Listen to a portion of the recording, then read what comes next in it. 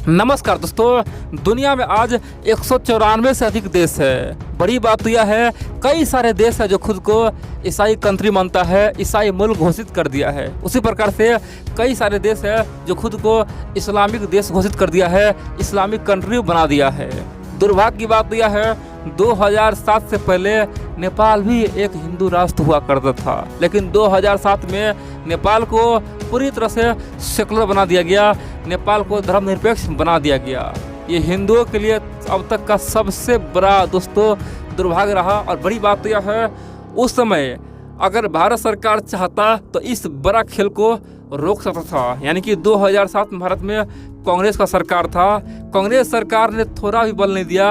हो ना हो कांग्रेस सरकार ने नेपाल का सहयोग ही किया। जब नेपाल में धर्मनिरपेक्षता आया तो भारत खूब खुश था। दोस्तों, ये हम लोग के लिए दुर्भाग्य रहा है, क्योंकि 2007 में भारत का पूरा इन्फ्लुएंस नेपाल पे था। अगर भारत चाहता तो नेपाल को हिंदू राष्ट्र बनाए रख सकता था, लेकिन क्या हुआ, 2007 में कांग्रेस सरकार था, यूपीए सरकार था, इसीलिए नेपाल में हिंदू राष्ट्र खत्म हो गया।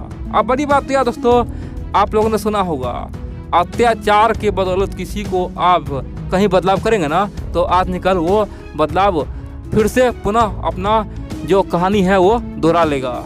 आप बोलेंगे हम बोला क्या चाह रहे हैं। दोस्तों, कम्युनिज्म जो नेपाल में आया, 2007 में कम्युनिज्म क्रांति आया। लोग खुद को कम्युनिस्ट बोला था, नेपाली लोग बोला था कि कम्युनिस्ट के रास्ते चलेंगे, नेपाल का तरक्की होगा। जिस प्रकार चाइना कुछ ही सालों में 1949 से लेके केवल 70 सालों में चीन कितना आगे चला गया, अमेरिका को पछाड़ने पे आ गया है, उसी प्रकार नेपाल भी आगे होगा। इसीलिए नेपाल में लोग कम्युनिज्म अपना लिया, जगह जगह कम्युनिस्ट का झंडा फहरना शुरू हो गया। और दोस्तों, नेपाल में बहुत बड़ा क्रांति हुआ, कई हजार लोग मारा गया, यानी कि सिविल वार हो गया। और बड़ी बात तो यह है, राजा को कार फेंका, राजा को भगा दिया।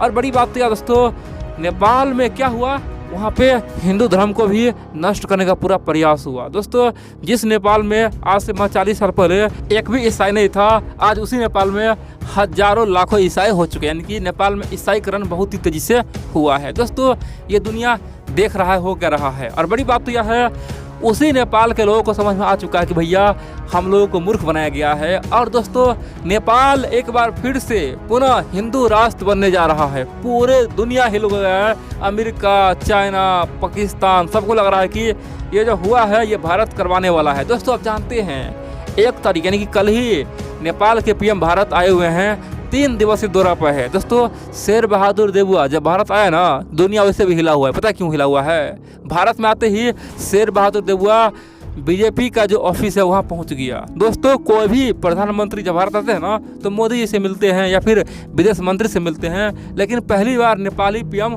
शेर बहादुर देवुआ भारत आए हैं, ओपनली बीजेपी ऑफिस चला गया, उसका भव्य स्वागत हुआ। दोस्तों, बीजेपी ऑफिस जाने का मतलब है कि बीजेपी का आइडियोलॉजी सीखना।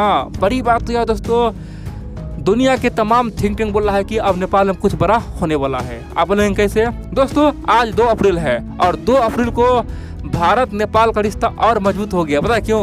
आप जानते हैं, भारत नेपाल के बीच में जो रेलवे लाइन बनी थी, जयनगर से लेकर कुर्था बर्दीवास। दोस्तों, जयनगर से लेकर कुर्था तक के लिए रेलवे लाइन आज से 4 साल पहले बन गया था, 2018 में बनके तैयार हो गया था, लेकिन उस समय के प्रधानमंत्री केपी ओली ने उसे रोक लगा दिया था और आज चालू हो गया। दोस्तों, आज इतिहास रचा है, आज नेपाल रेलवे चालू हो गया है, यानी कि पहला काम तो यह हुआ। और बड़ी बात तो यह है, आज से महज 2 दिन पहले जब नेपाली पीएम भारत आ रहे थे, उसी दिन नेपाल का जो कल्चर एवं टूरिज्म मंत्री है, जी हाँ दोस्तों, टूरिज्म एवं कल्चर मंत्री है ना, उन्होंने एक बड़ा बयान दिया। उन्होंने कहा कि नेपाल को हम पुनः हिंदू राष्ट्र बनाने जा रहे हैं। और दोस्तों, उन्होंने केवल इतना ही नहीं कहा, उन्होंने पहले कहा कि हमारे पास एक आइडिया है, उसी आइडिया पर काम करेंगे। आप बोलेंगे ये कैसे संभव होगा? दोस्तों, नेपाली मंत्री का कहना है कि हमारे पास आज इतना बहुमत है, हमारे पास इतना पावर है, इतना सांसद है कि हम लोग नेपाल में रेफरेंडम करवा सकते हैं, नेपाल के लोगों से पूछ सकते हैं और नेपाल में एक बिल ला सकते हैं, पास कर सकते हैं और रातों रात नेपाल को हिंदू राष्ट्र बना देंगे। दोस्तों, इस बयान से पूरे नेपाल में हड़कंप मचा हुआ कि ये जो हुआ है ये भारत के इशारों पे हो रहा है। दोस्तों, नेपाल में 80% से अधिक हिंदू है। दोस्तों, नेपाल में जो 80% हिंदू है ना, वो पूरी तरह से खुश है, उछल रहा है, कूद रहा है कि चलो भैया, जो हमसे इतिहास में गलती हुआ था 2007 में, वो पुनः से रिस्टोर हो जाएगा। लेकिन दोस्तों, बाकी जो 20% में जो लोग आता है ना, जी हाँ दोस्तों, ईसाई हो गया, बाकी और धर्म जो आ गया, दोस्तों उसमें हड़कंप मचा हुआ है कि ये चल क्या रहा है, बीजेपी आइडियोलॉजी अब नेपाल में क्यों आ रहा है। दोस्तों दुर्भाग्य की बात तो यह है, जो लोग चीन को मानता है वो भी परेशान है कि आखिरकार यह चल क्या रहा है।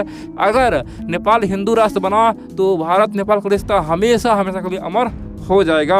अब यहाँ पे कई सारे मित्र बोलेंगे भैया नेपाल तो भारत का रास्ता जा रहा है, आखिरकार नेपाल में हो क्या गया है। कुछ ही समय पहले तो वहाँ पे धर्मनिरपेक्षता आया था।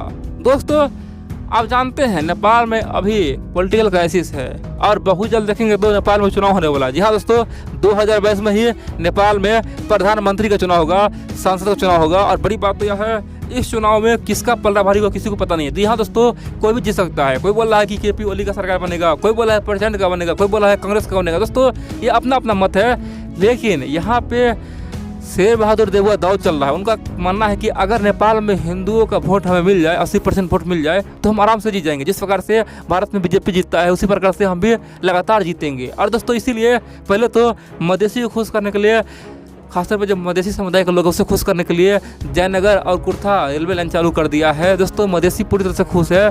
बड़ी बात तो यह है। दूसरा बात, शेर बहादुर देवुआ जानता है कि अगर नेपाल को हिंदू राष्ट्र हम बना सकते हैं, अगर बना दिए अपने जीवन काल में तो क्या होगा, हमारा नाम इतिहास में लिखा जाएगा। और दूसरी बात, नेपाल का जो 80% 81% हिंदू है वो हमें पूरी तरह से वोट दे देगा और हम आराम से जीत जाएंगे। अब यहाँ पे कई सारे मित्र बोलेंगे तो आखिरकार नेपाल का जो हिंदू का मुद्दा है क्या केवल खासतौर पर वहाँ का कांग्रेस पार्टी उठा रहा है क्या, बाकी कोई और नहीं उठा रहा है। दोस्तों ऐसा नहीं है, नेपाल में तमाम पार्टी है ना जो हिंदू का मुद्दा उठा चुका है। जी हाँ दोस्तों, एक पार्टी है आरपीपी, राष्ट्रीय प्रजातंत्र पार्टी। उनका कहना है कि अगर हम आएंगे तो फिर से राजशाही ला देंगे, नेपाल में राष्ट्रपति पद ही खत्म कर देंगे, राजशाही आएगा, हिंदू राष्ट्र बनेगा। दोस्तों केपी शर्मा ओली जो खुद को सबसे बड़ा कम्युनिस्ट मानता है वो भी कुछ समय पहले समझ गया था भैया अब नेपाल में हिंदू राज आने वाला है। इसीलिए दोस्तों उन्होंने ओपनली कहा था ये जो भगवान रामचंद्र जी का जन्म स्थान है वो भारत में नहीं, वो तो नेपाल में हुआ था। दोस्तों हिंदुओं को खुश करने के लिए हिंदू का मुद्दा उठाया दिया। दोस्तों केपी ओली भी हिंदुत्व का मुद्दा उठा दिया था, लेकिन क्या हुआ, अंत में उसका सरकार ही गिर गया। दोस्तों यहाँ पे कांग्रेस जान गया है कि जब भैया तमाम पार्टी हिंदुत्व का मुद्दा उठा रहा है तो हमारे पास पावर है, हम क्यों ना नेपाल को हिंदू राष्ट्र बना दे। और दोस्तों अभी जो भारत में शेर बहादुर देवुआ गया हुआ है ना, इसका साफ मतलब है कि अब भविष्य में एक बड़ा तैयारी चल रही है। जी हाँ दोस्तों, नेपाल में चुनाव से पहले, नेपाल में लोकसभा चुनाव, वहाँ के जो प्रधानमंत्री चुनाव है वो चुनाव से पहले ही देखेंगे तो नेपाल में एक बड़ा क्रांति आएगा। हो ना हो एक बिल पारित किया जाएगा, एक बिल लाया जाएगा संसद में। और दोस्तों शेर बहादुर देवुआ चाहेगा कि बिल आ जाए, क्योंकि अगर यह पास हुआ ना तब तो शेर बहादुर देवुआ यानी कि कांग्रेस पार्टी का वहाँ पे बहुत बड़ा बहुमत मिल जाएगा। फिर तो उसे हारना असंभव हो जाएगा। जो 81% हिंदू है कांग्रेस को फिर से ला देगा।